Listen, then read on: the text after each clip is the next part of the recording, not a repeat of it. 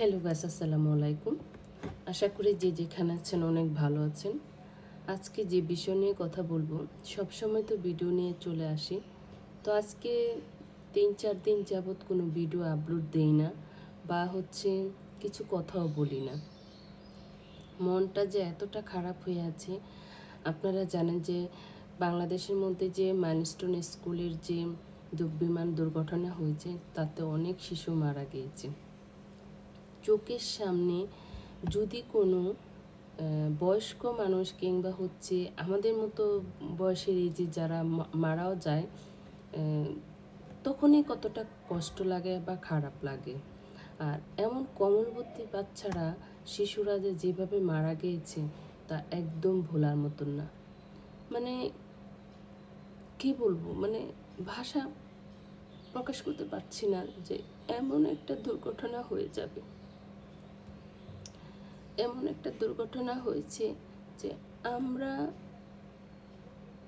দূর জেলা থেকে টিভিতে মোবাইলে দেখে যতটা ফিল করছি, যারা কাছে, যাদের সন্তান, যাদের ভাই, যাদের বোন, যারা হারিয়েছে বা এখনও মৃত্যুর শয্যায় আইসিইউতে ভর্তি আছে, প্রতিদিন মৃত্যুর খবর শুনছি, যারা আইসিইউতে ভর্তি আছে তাদের জানে মনে কি কষ্ট হচ্ছে। সুরবালা স্কুলের পক্ষ থেকে যারা মৃত্যুবরণ করেছেন সবাইকে আমরা দোয়া করি মন থেকে, তাদেরকে যাতে আল্লাহ তাআলা বেহেশত নাজিল করো, এবং যারা মৃত্যুর শয্যায় জড়িত আছে তাদেরকে যাতে আল্লাহ তাড়াতাড়ি সুস্থ করে দেন। আর যারা আইসিইউতে আছেন তারাও যাতে তাদের মায়ের কোলে ফিরে আসতে পারে, আল্লাহর কাছে সেই প্রার্থনাই করি। একটা জিনিস ভাবতে বলতে অবাক লাগে যে এত বড় একটা বিমান দুর্ঘটনা হয় কি করে।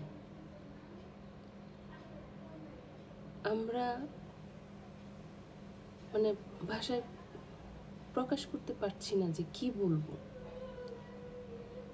তাদেরকে কি বলে সান্ত্বনা দেব, আমাদের মধ্যে সেই ভাষা নেই। আমার গতকালকে কয়েকটা ভিডিওতে দেখেছি যে একজন মা কান্না করছে, বলছে যে ওনার বিয়ের 10 বছর পর ওনার মেয়ে আসছিল ওনার পেটে, তারপর ব্যবসা বাণিজ্য সব কিছু, ওনাদের সুখের একটা সংসার ছিল, সেই মেয়েটাকে উনি হারিয়ে ফেলছে।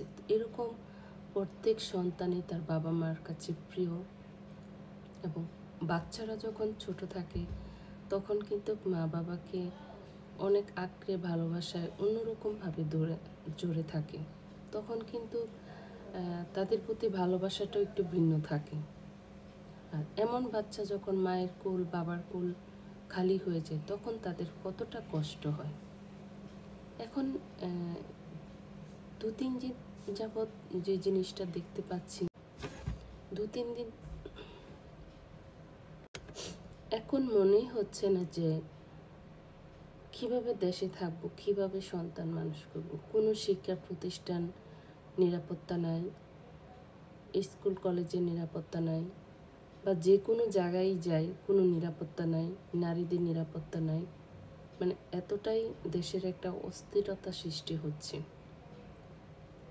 এবং সন্তান যে মানুষ করব, এই দেশে রেখে যে মানুষ করব, তাদেরকে বড় করব, একটা শিক্ষা প্রতিষ্ঠান যেখানে আল্লাহ তাআলার পরের যে কোনো প্রতিষ্ঠান থাকে, যেমন মসজিদ, স্কুল, মাদ্রাসা, শিক্ষা প্রতিষ্ঠান, সেগুলো তো মানুষের এখন নিরাপত্তা নাই।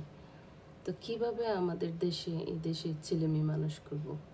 তা মনের মধ্যে যে শিশুদের একটা ভয় ঢুকেছে যে স্কুলে গেলেও দুর্ঘটনা ঘটতে পারে, এখন তো বাচ্চাদের মনেও একটা অনীহা সৃষ্টি চলে আসছে যে আমি স্কুলে যাব না, কিছু একটা যদি হয়। এখনও মনে হয় অনেক বাচ্চারা যে স্কুলে পড়াশোনা করছে, মাইলস্টোন স্কুলে, ওই স্কুলের শিক্ষার্থীরা যারা বেঁচে আছেন তাদের মনের ভিতরে একটা ভয় ঢুকে আছে। যাই হোক, কি বলবো, বলার ভাষা নেই। আজকে অনেক দিন যাবৎ ভিডিও তৈরি করি না, পোস্টও করি না। অনেক দিন পর আবার 3-4 দিন পর আবার একটা ভিডিও আপলোড করছি। আপনাদের কি মতামত একটু কমেন্ট করে জানাবেন। আর হচ্ছে আমাদের যারা সাবস্ক্রাইবার আছেন সবাই কাছে আমার অনুরোধ, তাদের যারা কাছাকাছি আছেন ঢাকার পাশে অবশ্যই ব্লাড বা যে কোনো সহযোগিতা লাগে ওদেরকে অবশ্যই দেখবেন। আমরাও চেষ্টা করব আমাদের অবস্থান থেকে তাদের পাশে থাকার জন্য।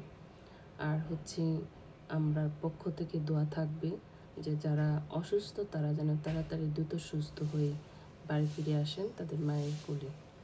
ভালো থাকবেন, সুস্থ থাকবেন, নিজেকে নিরাপদ রাখুন, ভালো থাকুন, সুস্থ থাকুন। আল্লাহ হাফেজ।